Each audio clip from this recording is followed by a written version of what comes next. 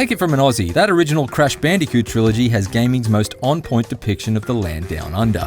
Certainly not in terms of aesthetics, because nothing here looks even remotely like southeastern Australia. I'm not talking about how all the wildlife's trying to kill you.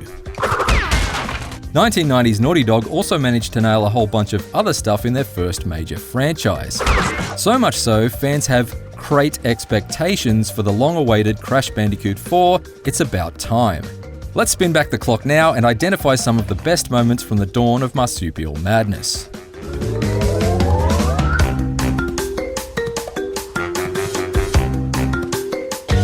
Anyone with eyeballs can see that Crash can dash along just fine using 2 feet and a heartbeat. But why jog when you can hog? Hog Wild was the first Crash Bandicoot level to remove our ability to slow down, while also asking us to wrangle a Pumbaa. This escalated to more controller-snapping obstacle courses and increasingly exotic rides, with a baby polar bear in Crash 2, plus a tiger and a T-Rex in Crash 3. I really can't mask my affections here. These palate-cleansing rodeos were absolute dynamite. No platform is complete without a secret stash of hidden levels, chock full of coot loot. What are the fruits of labouring one's way into such a nitro-laden Narnia? Probably getting your butt wampered, but also showered in much-needed lives and the odd crystal.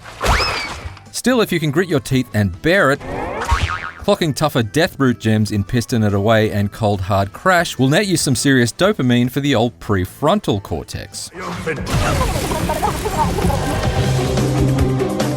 Speaking of feeling great after an insane amount of trial and tribulation, the Crash trilogy is to be acknowledged for not just having a taxing difficulty overall, but also still being home to some of the toughest thumb challenges in gaming entirely. I can't think of a better example of this than High Road.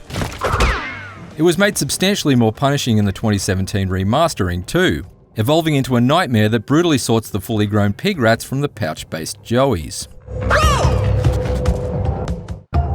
Back in the day, Crash creators Andy Gavin and Jason Rubin went to great lengths to build an especially well-animated mascot.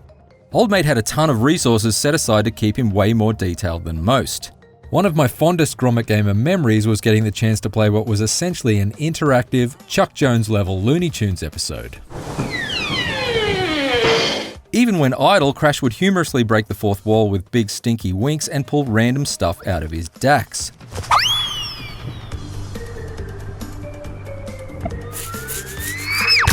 Likewise, his past and present animators always went the extra mile when it came to join the choir invisible.